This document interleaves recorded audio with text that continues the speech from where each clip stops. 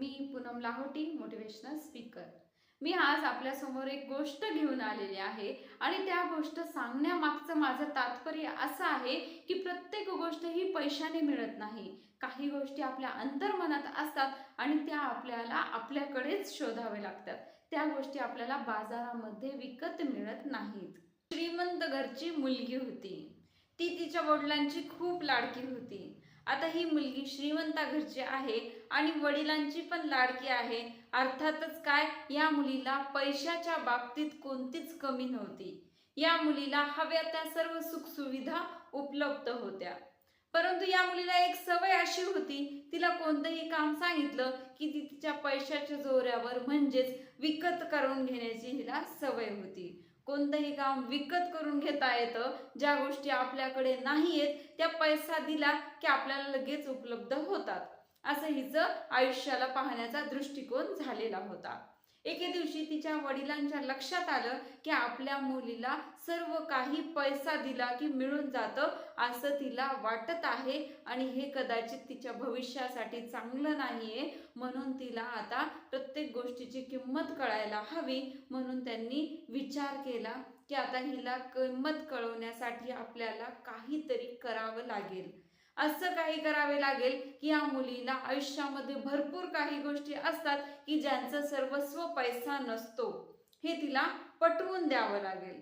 म्हणून तिच्या बाबांनी तिला बोलवलं आणि तिला सांगितलं, मी तुला काही गोष्टींची नावं सांगतो, त्या गोष्टी तुला बाजारातून घेऊन यायच्यात।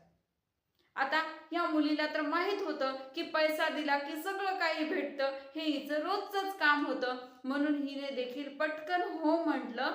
तिने ते पैसे घेतले आणि ती बाजारात निघाली।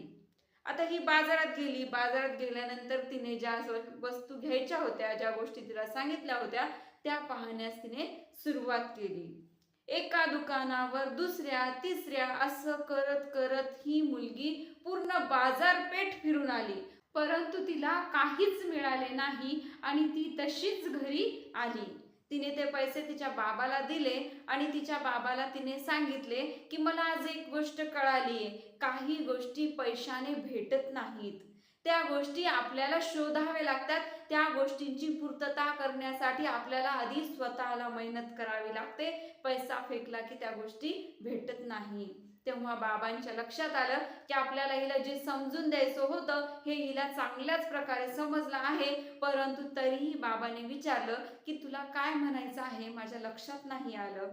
तेव्हा ती मुलगी म्हणते, बाबा मला आज कळालं, मेहनत बाजारात भेटत नाही, परिश्रम बाजारात भेटत नाही, जिद्द बाजारात भेटत नाही, एवढंच काय तर सातत्य बाजारात भेटत नाही आणि यश सुद्धा बाजारात भेटत नाही। या सगळ्या गोष्टी करायच्या असतील तर आपल्याला अंतर्मनात शोधाव्या लागतात आणि जेव्हा आपल्याला आपल्या अंतर्मनात आत्मविश्वास, परिश्रम, सातत्य या सगळ्या गोष्टी भेटतात तेव्हा आपल्याला यश प्राप्ती होते आणि ती यश प्राप्ती मात्र पैशाच्या जोरावर मिळत नाही, ती यश प्राप्ती स्वबळावर मिळते आणि त्यातून मिळालेलं समाधान ह्या पैशाच्या खूप पलीकडचं आहे।